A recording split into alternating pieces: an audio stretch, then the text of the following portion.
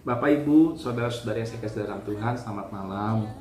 Kita bersyukur hari ini kita masih diberi kesempatan untuk kita boleh diberkati dengan kebenaran firman Tuhan. Sebelum Bapak Ibu istirahat, sebelum Bapak Ibu tidur, saya akan memberkati dengan memberikan renungan secara singkat. Kita berdoa terlebih dahulu. Bapa di surga, terima kasih buat setiap malam hari yang kami renungkan akan penyertaan Tuhan dari pagi hingga saat ini sebelum kami beristirahat tidur. Terima kasih buat segala kebaikan Tuhan, terima kasih buat segala kasih setia Tuhan, terima kasih buat segala penyertaan Tuhan dalam kehidupan kami sepanjang hari ini. Dan biarlah sebelum kami beristirahat tidur, kami mau diberkati dengan kebenaran firman Tuhan, sehingga hidup kami senantiasa boleh terarah sesuai dengan kehendak Tuhan. Terima kasih Tuhan, dalam nama Tuhan Yesus kami berdoa, haleluya, amin. Bapak Ibu saudara-saudari saya kasih di dalam Tuhan, ada satu ayat firman Tuhan di dalam kitab Roma pasal yang ke-6 ayat yang ke-4. Kitab Roma pasal 6 ayat yang ke-4. Karena itu kita dikuburkan dengan Dia oleh baptisan ke dalam kematian, supaya seperti Kristus bangkit dari kematian melalui kemuliaan Bapa, bahkan kita juga akan berjalan dalam corak baru kehidupan. Bapak Ibu saudara-saudari saya kasih di dalam Tuhan, akibat pandemi COVID-19 yang kurang lebih sekitar 5-6 bulan melanda dunia kita, maka kita sekarang mendapatkan satu istilah baru, yaitu masa new normal, terutama di bidang medis. Dalam kehidupan kita sehari-hari, Bapak Ibu, kita harus terbiasa dengan istilah ini. Apa yang dimaksud dengan new normal ini? Yang nampak pastinya adalah kita dianjurkan untuk terus melindungi diri dari virus dengan menggunakan masker wajah dan sebagainya. Untuk hal jual beli atau transaksi keuangan, sekarang pun lebih diarahkan kepada transaksi dengan non tunai. Kerja juga lebih banyak dianjurkan dilakukan di rumah atau work from home bagi pekerja usia 45 tahun ke atas dan yang memiliki penyakit kronis.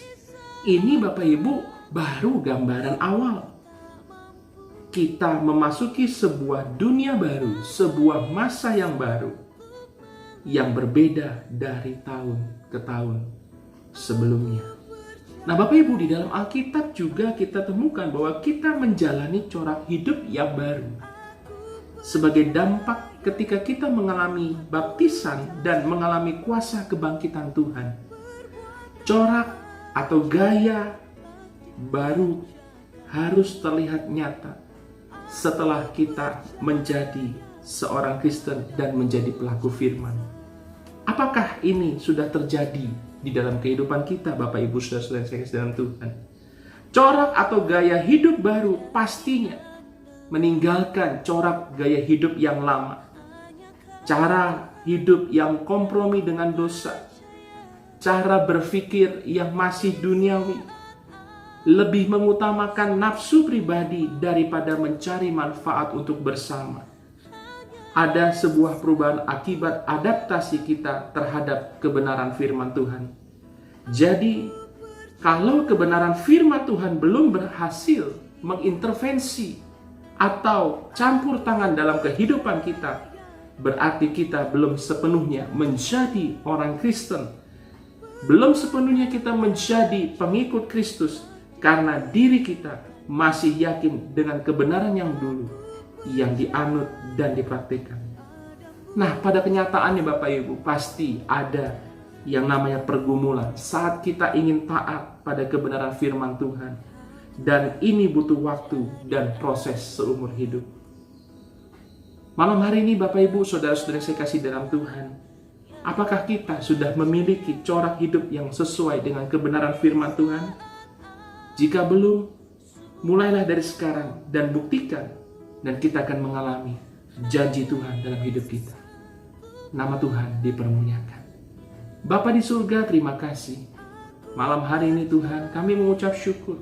Kami boleh hidup di dalam dimensi yang baru, di dalam masa yang baru, di dalam dunia kami. Kami harus senantiasa menjaga kesehatan kami. Kami menjaga kebersihan diri kami. Terlebih Tuhan, kami juga harus mengingat dengan kehidupan kami setelah kami menerima baptisan, untuk kami hidup baru sesuai dengan kehendak firman Tuhan.